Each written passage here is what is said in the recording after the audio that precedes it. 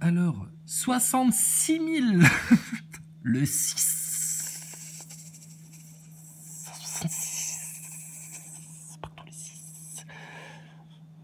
66 000 primo-vaccinations, un record obtenu grâce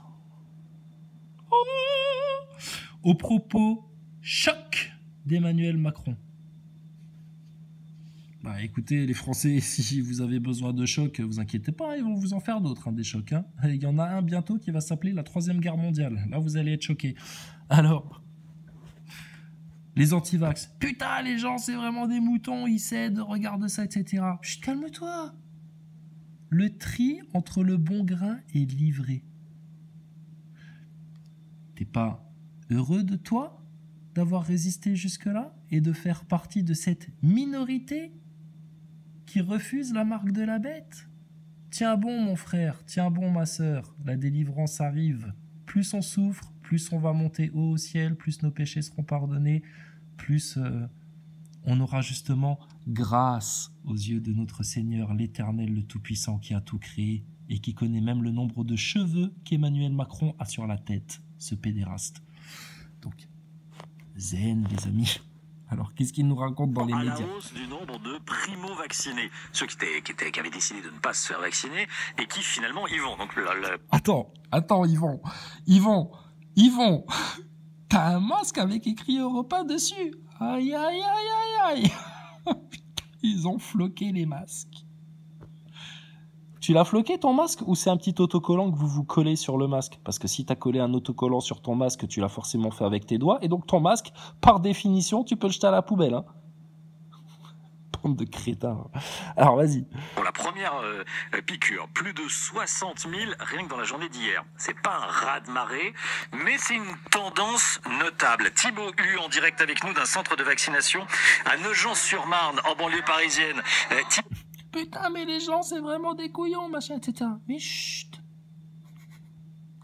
Ça nous fera des preuves en plus quand tous ces gens-là vont connaître ce que tu sais qu'ils vont connaître et qu'il faudra que tous ces journalistes qui ont fait la propagande, que tous ces politiciens qui ont poussé les Français vers ça, etc., devront rendre des comptes. Et si ce n'est pas ici-bas, ce sera devant l'Éternel, mais une promesse de notre Seigneur est que vous allez déjà connaître votre châtiment ici-bas. Le plan d'Allah est parfait. Quoi qu'il arrive. Vous avez rencontré des primo-vaccinés déjà. Qui sont-ils? Quel est leur profil? Et pourquoi ont-ils décidé de se faire vacciner? Oui, eh bien, parmi les quelques primo-vaccinés que j'ai pu croiser... Eh bien oui, tout à fait. Ici, Jean-Jacques, je suis commentateur sportif, que je vous parle de politique, de médecine ou de toute autre chose. Je prends toujours mon petit ton de commentateur sportif. Ça fait beaucoup plus sérieux. Ça tient l'auditeur en haleine. Et c'est toujours plus intéressant de faire exactement ce que tous les autres font, plutôt que d'être original et puis de changer un peu ou d'évoluer ou de essayer de comprendre dans quel conditionnement on baigne. Les neuneux des médias. Vas-y, continue. Il y avait d'abord des réfractaires, ceux qui ont essayé de repousser coûte que coûte la piqûre. Mais pour Linda, 24 ans, ne pas avoir de passe sanitaire, c'était devenu beaucoup trop contraignant. Tout à Franchement, fait. je suis venue à reculant, on va dire. Ouais, je le fais parce que j'ai pas le choix. Je le fais parce que récemment encore, je me suis fait tester, j'ai payé 20. Tu te rappelles?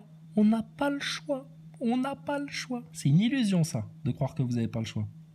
Bien sûr que si, tu as le choix. Imagine que tous les Français qui se sont laissés persuader qu'ils n'avaient pas le choix aient fait le choix de dire non, de dire stop, de dire on a compris l'arnaque.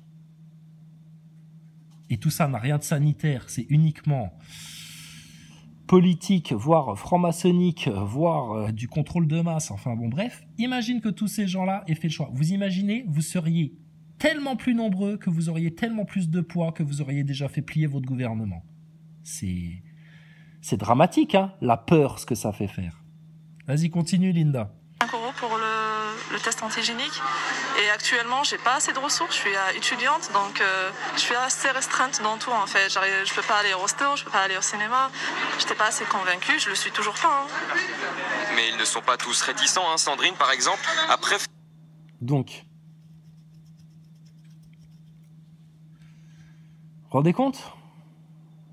C'est vicieux, hein, ce qu'ils sont en train de faire. Hein. Bon, écoute, t'avais le choix de tout remettre dans ton Seigneur et d'acquérir une force de résistance, ma frangine. Mais bon, vos francs-maçons vous ont conditionné dans l'athéisme et la mécréance. Bah écoutez, ne vous étonnez pas de n'avoir que peu de force. Attendre parce qu'elle était enceinte. J'ai accouché, là ça fait 3 mois. Restaurant, je peux pas aller au cinéma.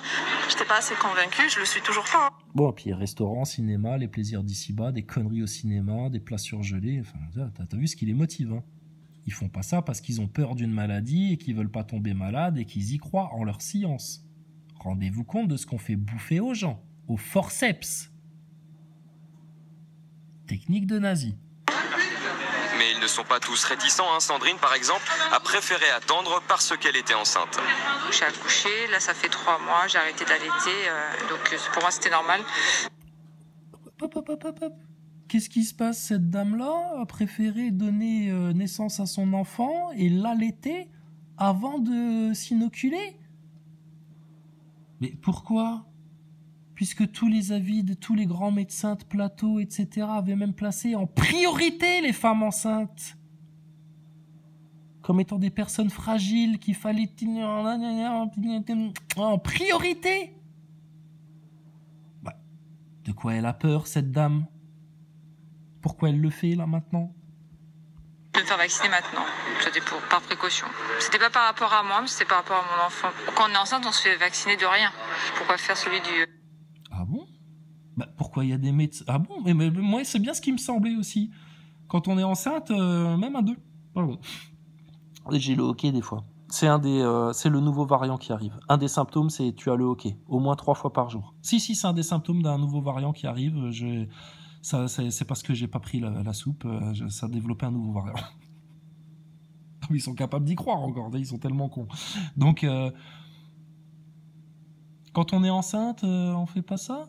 Ah bon? Qui vous a dit ça, madame? Certainement pas Gilbert Deray ou Laurent Alexandre, hein, je crois pas, hein, mais pourquoi les médias ne font parler que ces gens-là? Et ne donnent crédit que à ces gens-là? Vous vous rendez compte que vous êtes tous en train de collaborer au plus grand crime contre l'humanité jamais perpétré sur la Terre depuis que l'homme est homme. En avez-vous conscience? Non, certainement pas. Mais en tout cas, cette femme-là, elle a conscience qu'il y a quelque chose de malsain dans ce qu'on essaye de lui inoculer. Covid. Voilà, en tout cas, les médecins le disent ici, les primo-vaccinés sont de plus en plus nombreux à venir. Plus d'une quarantaine sont attendus aujourd'hui dans ce centre de vaccination. Tout à Merci fait. beaucoup, Thibaut. On est en direct Merci avec beaucoup, le professeur on est en Philippe direct, Amouyel. Bonjour, professeur. Ah, un professeur. Épidémiologiste, professeur de santé publique au CHU de Lille. Mais de quelle île? Professeur. Alors nous, on aime bien ceux qui ont la science, les sachants, ceux qui donnent les préconisations, ceux qui disent aux Français quoi faire, ceux qui sont persuadés que Thomas Pesquet est allé dans l'espace et qui n'ont jamais rien compris à cette fraude-là, qui savent que l'homme a foulé la Lune, qui... oh là là, ils sont des nains assis sur des épaules de géants à qui on a déjà cassé les 2 jambes en un seul coup de savate. Allez, parlez, professeur. Le Premier ministre dit qu'il est prêt à lancer les opérations pour la 4e dose de vaccin. Bah oui, il faut lancer les opérations, c'est la guerre. Ils sont en guerre, donc il faut lancer les opérations. Bientôt, ils vont lancer les missiles. Là, tu seras plus dans le même paradigme, là. Hein. Mais tu regretteras de pas t'être réveillé plus tôt et de pas être allé devant tes loges de francs-maçons, etc., d'aller éclater la vérité, et notamment le réseau pédocriminel, pour la gloire de ton Seigneur, avec toutes les grâces et les bénédictions de ton Seigneur, en te mettant dans le camp de Jésus-Christ. Et bon, ça, peu de gens qui comprennent ça. Les autorités sanitaires donneront leur feu vert, évidemment. Où est-ce qu'on en est exactement de cette 4e dose? On va y aller? Alors, le pays... Je peux répondre? Monsieur, moi je suis pas professeur, je suis juste complotiste. Je peux répondre? Bien sûr que tu vas y aller. Ça fait 3 ans qu'on vous le dit, avant même que tu entendes parler du Covid, que vous alliez vous en manger dans tous les côtés, là. Mais bon, vous écoutez rien, c'est des sourds. Allez, continue. Les plus avancés en matière de quatrième dose, c'est Israël, hein, toujours un coup d'avance. Donc ils ont imposé une quatrième dose aux plus de 60 ans, aux immunodéprimés et au personnel médical. Donc près de 100 000. Mais comment on peut être immunodéprimé quand on a pris le booster? C'est quand même pas normal, ça. Il y a quelque chose qui fonctionne pas dans ton produit. Si je mets de l'essence dans ma voiture, c'est pour qu'elle avance. Si tu me dis, il faut mettre de l'essence dans ta voiture pour qu'elle avance. T'es sûr? Ouais, à 95%, je suis sûr de moi. Bon, 95%, c'est une belle probabilité. Je vais le faire. Tu mets de l'essence dans ta voiture, tu fais 3 mètres, bah, qu'est-ce qui se passe? Ah, mais c'est parce qu'il faut remettre encore de l'essence. Mais je viens de faire le plein, là. Qu'est-ce que tu me racontes? Oui, mais c'est parce que la science, l'espace, t'inquiète, il y a des super laboratoires pharmaceutiques, ils ont réfléchi à ta place. Fais-le. D'accord. Ça va coûter cher un peu, ça, non? Non? Oui, mais t'inquiète, on fait la dette, nous. Ah, toi, tu t'occupes de rien, nous, on creuse la dette, tout est gratuit. Tout est gratuit pour vous, les Français. Tout est gratuit. Vas-y. D'accord, hop, tu refais, 2e cuillère de soupe dans ton réservoir, ok. Puis au final, au bout de la 3e, ah ouais, mais là, ta voiture, elle fonctionne plus, là, elle a un problème, là. Ah si, il y a un problème. On va te mettre encore un booster, tu vois. Je sais pas comment leur expliquer. Ils sont cons comme des, je sais pas moi, cons comme des macaques, là, tous. Faut leur parler comme à des enfants, hein. Ils ont tellement l'habitude que leurs politiciens, leurs médias leur parlent comme à des enfants. Peut-être que si nous, on leur explique ça comme à des enfants, peut-être qu'ils vont finir par comprendre, les neuneux, là. Personnes, ils commencent à avoir des résultats. En particulier, ils ont pris un groupe de 150 soignants qui avaient eu 3... Ah, ils commencent à avoir des résultats, hein. Donc là, peut-être ça va y aller. Donneront leur feu vert, évidemment. Où est-ce qu'on en est? En particulier, ils ont pris un groupe de 150 soignants qui avaient eu 3 doses il y a plus de 4 mois. Ils leur ont fait donc cette 4e dose. Mais attendez, juste pour bien rassurer les auditeurs, hein, qui seraient encore réfractaires à ce miracle qu'est le vaccin, est-ce que on est sûr qu'il n'y a pas d'effet secondaire, hein? Moi, je veux bien y aller, mais je veux juste être sûr, vous m'assurez qu'il n'y a aucun effet secondaire, il n'y a jamais personne qui est tombé malade, qui a eu un handicap ou qui est mort ou tout ça, c'est de la connerie, hein. Vous me l'assurez, les médias, hein. Vous pouvez me le signer sur une feuille? Sûr, hein? D'accord. Et dès une semaine, ça a remonté instantanément le taux des anticorps circulant. Donc l'effet est toujours en cours, ils vont être surveillés pendant 6 mois pour voir leur évolution, mais ça veut dire que cette 4e dose permet de fonctionner et d'offrir une complication, une protection contre les formes graves à nouveau. Il y en a de ces lapsus en ce moment, hein, dis donc, hein. Entre l'autre qui te dit il faut protéger les enfants de la vaccination. Ah bon? Pourquoi vous dites ça, monsieur le député? L'autre qui te dit, là, le patron de l'OMS, oui, il faut qu'on fasse ça pour tuer les enfants. Qu'est-ce qui vous arrive? C'est quoi ces lapsus révélateurs, là? Donc, redis voir ce que t'as dit, toi? L'effet est toujours en cours, ils vont être surveillés pendant 6 mois pour voir leur évolution, mais ça veut dire que cette 4e dose permet de fonctionner et d'offrir une complication, une protection. Je serai pas censuré, j'ai fait juste de répéter ce qu'il a dit, le professeur, hein, pour ceux qui auraient mal entendu. Cette 4e dose permet d'obtenir des complications. C'est bien ce qu'il a dit, hein. L'effet est toujours en cours, ils vont être surveillés pendant 6 mois pour voir leur évolution, mais ça veut dire que cette 4e dose permet de fonctionner et d'offrir une complication, une protection contre les formes. Une complication, une protection.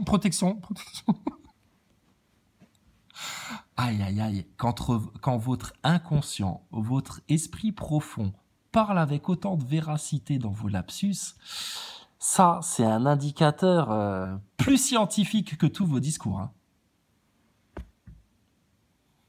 Ça devient tellement monnaie courante en plus, hein. Donc vous saurez, hein, les amis, hein, la 4e dose, elle vous offre toute la complication, la protection souhaitée, gratuit. Donc et après donc à 4 on arrête alors. Sûr, 1, 2, ok, bon allez, 3 pour bien me booster, parce que je me sens un peu dépressif du système immunitaire. Je sais pas pourquoi je déprime du système immunitaire ces derniers temps. Peut-être parce qu'on m'a coupé de la nature, parce qu'on me bombarde de chemtrails, parce que on m'interdit les remèdes naturels à base de plantes. Je me sens un peu immunodéprimé. Mais alors là, avec la 4e, là, c'est bon. Là, je vais repartir du feu de Dieu, là. Et là, je serai invincible. Plus aucun virus pourra me toucher. Je transmettrai plus rien. Je serai protégé à fond la caisse de tout. Petits effets plus graves. J'irai jamais en réa de ma vie, etc. Vous êtes sûr, hein? Et je serai jamais testé positif à rien, plus rien. Hein. Promis, hein. Vous pouvez me le signer sur un papier? Non, mais parce que vous savez, les paroles s'envolent, les écrits restent. Hein. Vous pouvez nous le signer sur un papier, ça? Et que si on n'a pas pleine satisfaction du produit, eh ben, vous vous engagez à dédommager les gens. Hein. C'est-à-dire que vous prenez la pleine responsabilité de tout ça. On peut faire ça? Non, personne ne le fait. Même pas les fabricants, même pas les gouvernements, personne. Rendez-vous compte dans quoi on nage, là? Là, on est dans l'obscurantisme, le charlatanisme, la superstition, la croyance, hein, le fanatisme le plus radical. Donc voilà où on en est à peu près pour ce qui est des données. Maintenant, il y a des enjeux. Pour ce qui est des données. Des données qui t'ont été données par qui? C'est quoi ta source? Tu peux citer tes sources, professeur? Alors plus à discuter avec la haute autorité de santé pour avoir des avis là-dessus. Mais professeur, on va pas se faire vacciner tous les 3 ou 4 mois quand même. Oh putain, attends, fais gaffe toi, et tu sais que t'es en train de te réveiller là, quand tu commences à te poser des questions comme ça. C'est complotiste, Yvon d'Europe 1 là. C'est grave complotiste, méfie-toi. Professeur, on va pas se faire vacciner tous les 3 ou 4 mois quand même, si? Alors, tous les 3 ou 4 mois, non. Là, on est dans une phase de crise qui est assez unique avec ce variant Omicron, avec des chiffres qui dépassent 300 000 cas par jour. Donc, on est dans une phase extra. Un truc qui fait 0 symptôme. Tout à l'heure, dans le Zap, tu sais, je voyais, il y avait une... C'est méchant, hein, je devrais pas dire ça, mais ça s'appelle comme ça, une pétasse. Hein, de la télé-réalité, qui se faisait un petit autotest, machin, etc. Tu sais, alors elle fait ça en rigolant, tu sais, pour faire une vidéo TikTok, hein, probablement, tu sais, pour faire la gourdasse, tu sais, pour faire des vues, enfin, tu sais comment ça se passe. Alors elle fait son petit autotest, machin, etc. Elle met la petite gougoute et tout. Puis elle fait « Oh putain, merde, je suis positif. Oh non, l'angoisse, je suis positive. Oh purée, bon ben les mecs, tous ceux que j'ai côtoyés ces derniers temps, ben allez vous faire test, hein, parce que voilà quoi. » Mais la meuf, elle va parfaitement bien, même pas elle tousse, même pas elle a des cernes sous les yeux, rien du tout. La maladie mortelle qui terrorise le monde depuis des mois et des mois et des mois et des mois là.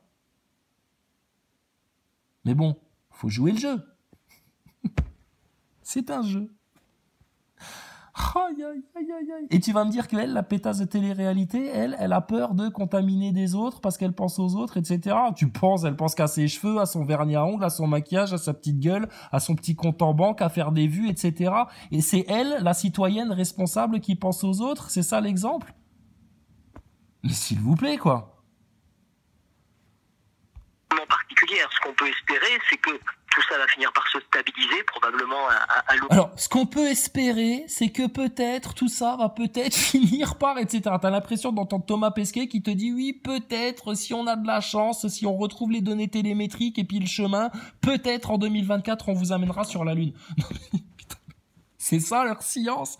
Mais s'il vous plaît, messieurs, dames, est-ce qu'on pourrait venir vous parler dans vos médias parce que vous n'en sortirez jamais de votre enfer et vous avez besoin d'un coup de main là. On peut venir vous aider, s'il vous plaît, parce que c'est sérieux. Nous, on a la solution à tout votre délire là. On peut venir vous la donner gentiment sur vos plateaux de radio. Ça va très bien se passer. On va pas vous agresser. On va même pas vous brusquer ni vous froisser. On va faire ça en gentillesse, en bienveillance, en joie de vivre, même en rigolade. Quand on va repartir, vous aurez le sourire. Et vous aurez des chaînes et des verrous en moins sur vos épaules et sur vos têtes. Permettez-nous de le faire. On vous offre notre aide gratuitement, en service, comment dire, et en amour inconditionnel. S'il vous plaît, pour vous, faites un geste pour vous, s'il vous plaît. Acceptez notre aide. Pitié, pour vous.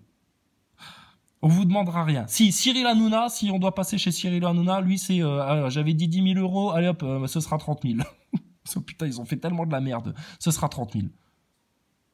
Mais s'il vous plaît, acceptez notre aide. Vous voyez bien dans quoi vous êtes en train d'être jetés, là, comme des macaques, là. De laboratoire. Horizon de l'été, et qu'on espère, hors variant qui émergerait de manière inopinée. Ah bon? Mais pourquoi il y aurait des variants de manière inopinée? Comment ça se fabrique un variant? D'où ça vient un variant? Monsieur professeur, putain, t'es professeur, bordel de merde, d'un CHU. D'où ça vient les variants? T'as étudié la médecine ou pas? Est-ce que t'as déjà entendu parler d'Antoine Béchamp? Est-ce que tu discutes avec des virologues, des vrais, hein, dont c'est vraiment le métier? On peut faire quelque chose pour eux, là? D'où ça vient, les variants?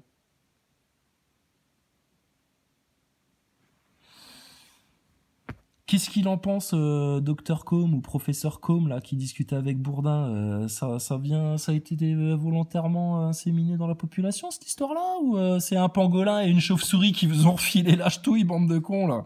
Putain, franchement, plutôt que d'aller emmerder les antivax, là, vous devriez vous faire des pogroms de pangolins, hein. Prenez un pangolin, mettez-le en place publique, et puis piétinez-le, saccagez-le, déchirez-le, tirez-lui dessus avec un pistolet à billes, je sais pas, défoulez-vous les Français. Allez massacrer un pangolin, c'est de sa faute, c'est la faute du pangolin, hein, avant que ce soit la faute des antivax, là. Ils sont trop, hein. Ça, franchement, hein, s'il n'y avait pas autant d'enfants victimes, et puis surtout, avant même qu'il y ait votre coco, là, s'il n'y avait pas autant d'enfants victimes dans les réseaux pédocriminels, on ne ferait que rire. Mais là, c'est gravissime. Mais bon, on se permet d'en rire, parce que sinon, tout le monde déprime du système immunitaire, là. Tout le monde se suicide, tout le monde se tire une balle, tout le monde va se mettre la shooteuse, etc. On dirait des drogués, là. On dirait des drogués. Passer sur un mode endémique avec probablement une vaccination régulière tous les ans, puisque apparemment le tropisme est quand même l'habitude de ce virus est quand même de venir nous visiter plutôt les saisons hivernales. La généralisation du masque FFP2. Hein. Hivernal? Mais vous juriez sur la tête de vos mères au début de cette histoire-là que ouais, vous inquiétez pas, dès qu'il va faire -10, -2, -5, le virus, brap, il va être zigouillé parce qu'il aime pas le froid.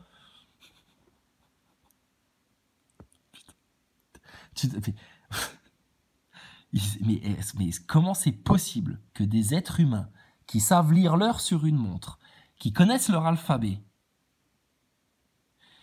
qui savent se servir d'un téléphone portable mieux qu'un macaque, n'ont pas assez d'intelligence, de raisonnement et de conscience pour comprendre ce qui est en train de se dérouler sous vos yeux, bordel? Comment c'est possible, ça? Comment vous avez pu atteindre un tel degré d'abrutissement, de bêtise? Non, ne réponds pas, on connaît la réponse. Ferme ta gueule, Yvon. On la connaît, la réponse. On va pas t'expliquer de nouveau pendant 2 heures comment vous êtes devenu aussi con. Nous, tout ce qu'on vous demande maintenant, c'est d'ouvrir les yeux une bonne fois pour toutes. De vous rendre compte dans quoi vous êtes là. Le masque blanc, le bec de canard. Un avis sera rendu demain. Quel est le vôtre? Quel est votre avis sur la généralisation du FFP2? Il va être pour. Alors il se trouve aujourd'hui qu'on a quand même un taux de contamination absolument gigantesque et que le FFP2 assure une meilleure protection que le simple masque. Mais pourquoi on fait pas ça depuis des dizaines d'années, tout le temps? Pourquoi on ne vit pas avec des masques? Depuis toujours. Parce que depuis toujours, il y a la gastro-entérite, il y a la grippe, il y a le rhume, plein d'autres trucs, je sais pas moi, les angines. Tu te rends compte, t'as mal à la gorge, t'as la gorge qui gratte, pendant une semaine t'es là, t'arrives plus à avaler, t'as plus de goût dans la bouche, putain, t'as la gorge enflée et tout, ça gonfle, t'as la gorge qui gonfle, même des fois, putain, une angine. Oh là là. Oh là là. Et t'as même des gens qui sont en mode biscotte, etc., là, tout faible, les pauvres, putain, ils chopent une gastro-entérite, hop, une chiasse, ça dégouline, il claque. Une poussée de fièvre, il meurt. Oh, punaise, merde. Faut que tout le monde s'aligne vers le bas, alors.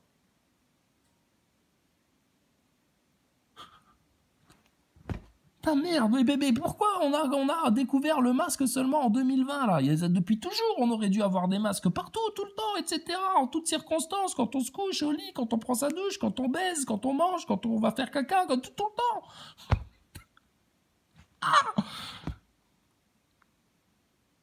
sais pas, non, mais peut-être que si on parle comme des tarés, peut-être qu'ils vont mieux nous comprendre, hein, parce qu'apparemment, ils sont tarés, les gens-là.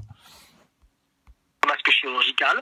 Donc oui, on peut sérieusement se poser la question de son utilité, en particulier dans les zones extrêmement densément occupées, avec beaucoup de brassage, le généraliser éventuellement. Pour vous donner un exemple, à l'université, dans le cadre des examens de nos étudiants, on leur donne un masque FFP2 juste pendant l'examen pour justement les protéger au mieux. Alors, tu veux que je te la décrive, la stratégie, hein? Parce que en plus de t'emmerder jusqu'au bout, il y a une autre stratégie.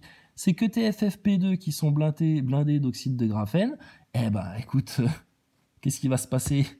Il va y avoir encore plus de gens un peu malades, un peu mal foutus, un peu machin et tout, qui iront de nouveau se faire test, et puis qui iront de nouveau augmenter leurs chiffres, qui viendront encore augmenter leur propagande, et vous n'en sortirez jamais. C'est un cercle sans fin. Ben, bienvenue dans le serpent qui se mord la queue, qui va vous amener comme ça jusqu'en enfer, hein, les neuneux. Hein.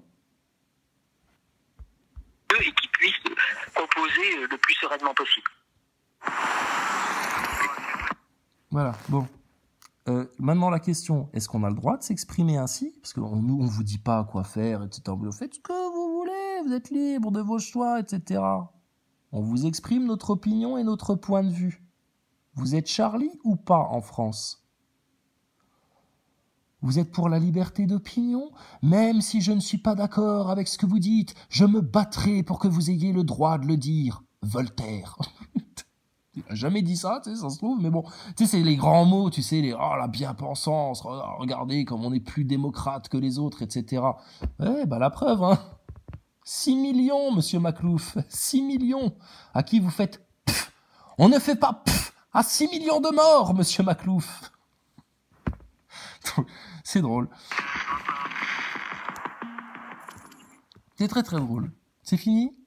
C'est fini, Europe 1? C'est fini. Bon, bah voilà, c'était le mot du professeur. T'en veux encore? Bah écoute, je te dis, il me suffit de cliquer et puis voilà, c'est sous nos yeux. Hein. Allez, bah, peut-être à tout de suite, hein, ou peut-être à la prochaine, je sais pas, on va voir. Je vais me balader encore un petit peu, 5 minutes, puis on va bien voir.